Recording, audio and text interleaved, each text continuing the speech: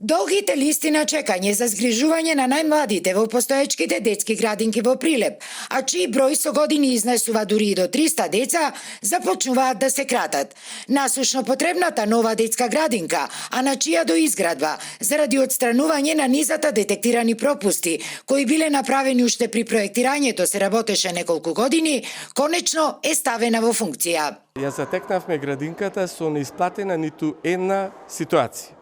Значи, во целост, коштањето на оваа детска градинка е од буџетот на општина Прилеп и ние во целост го исплативме. 133 милиони денари кошта оваа градинка, а што се однесува за деновите, односно месеците за каснење, тоа се однесуваше на низата забелешки кои што беа пропусти уште од проектирањето па до крајот на изведбата, потоа пуштање уште неколку нови тендери, без кои што безбедносни механизми нема комисијата да ни дозволи да биде пуштена во употреба оваа детска градинка. Напуштањето на овој нов современ објект, сега веќе изграден по сите стандарди, присуствуваше и заменик министерот за социјална политика Ѓоко Велковски. Министерството за социјална политика, демографија и млади денеска учествуваше во набавката на опрема која што беше аплицирана од страна на општината во приближна сума од околу 9 милиона денари.